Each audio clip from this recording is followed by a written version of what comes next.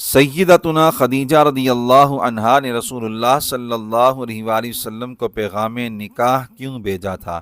جو شخص اسلام کا نور عام ہونے کے بعد اللہ تعالیٰ کی توفیق سے اپنے کردار کو سنوار لے، یقیناً وہ مبارکباد کا حقدار ہے، مگر ان ہستیوں کے کیا کہنے جنہوں نے اپنی سیرت کو اس وقت بھی روشن رکھا جب چاروں طرف جہالت کی تاریکی تھی اور رسول اللہ صلی اللہ علیہ وآلہ وسلم نے اعلان نبوت نہیں فرمایا تھا۔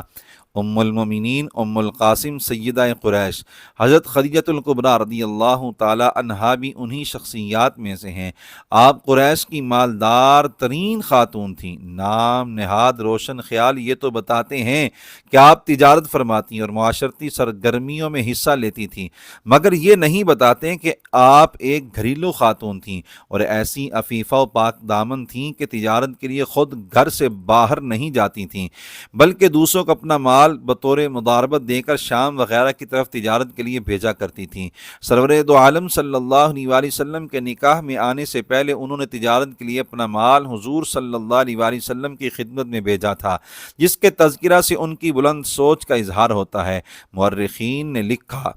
فلما بلغ عن رسول اللہ صلی اللہ علیہ وسلم ما بلغ من صدق حدیثہ وعظم امانتہ وکرم اخلاقہ بعثت الیہ، یعنی سیدتنا خدیجہ کو معلوم ہوا کہ قریش میں ایک محمد صلی اللہ علیہ وآلہ وسلم نامی جوان ہیں جو سچائی میں بھی اپنی مثال آپ ہیں، امانت و دیانت میں بھی ان کا کوئی ثانی نہیں، اور اس نے اخلاق میں بھی ان کی شان سب سے نرالی ہے۔ تو انہوں نے اپنا تجارتی سامان شام لے جانے کے حوالے سے رسول اللہ صلی اللہ علیہ وآلہ وسلم کی خدمت میں درخواست بھیجی۔ تاجر حضرات ہمیشہ ایسے شخص کے ساتھ شراکت داری کرتے ہیں جو تجارت میں ماہر ہو، مگر قربان جائیں اس دور میں بی بی صاحبہ کی سوچ اتنی بلند تھی کہ انہوں نے تجارتی شراکت کے لیے کسی نامور تاجر کے بجائے ایسی شخصیت کا انتخاب کیا جس کی سیرت و کردار کی مثالیں پیش کی جاتی تھیں۔ حضور صلی اللہ علیہ وآلہ وسلم نے مال تجارت کو شام لے جانے کے حوالے سے بی بی صاحبہ کی درخواست کو قبول فرمایا۔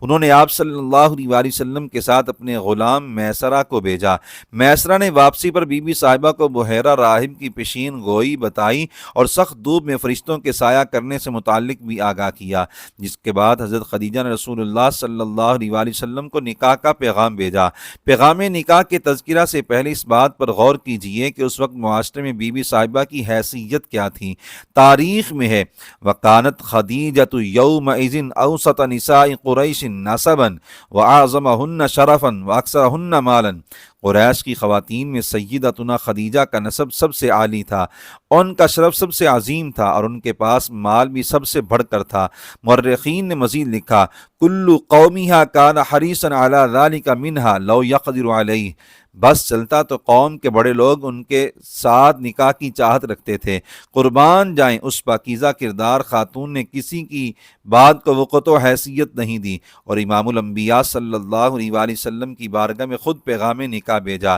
بی بی صاحبہ نے جو پیغام نکاح بھیجا اس کے الفاظ ہماری تربیت کرتے ہیں، کاش کہ وہ تربیت ہم اپنے گھر والوں تک بھی پہنچا سکیں۔ انہوں نے لکھا انی قد رغبت فیک لقرابتک وصدقتک فی قومک وامانتک وحسن خلقک وصدق حدیثک، یعنی آپ کی طرف میری توجہ اس لیے ہوئی کہ آپ کے ساتھ رشتہ داری ہے اور آپ کو پوری قوم میں عزت و شرافت حاصل ہے، نیز دیانتداری، حسن اخلاق اور سچائی میں بھی آپ کی شان سب سے بلند ہے۔ ان کی طرف سے پیغام ملنے پر جان عالم صلی اللہ علیہ وآلہ وسلم نے خود جواب نہیں دیا بلکہ خاندانی نظام کے مطابق اپنے چچا حضرات کو آگاہ کیا۔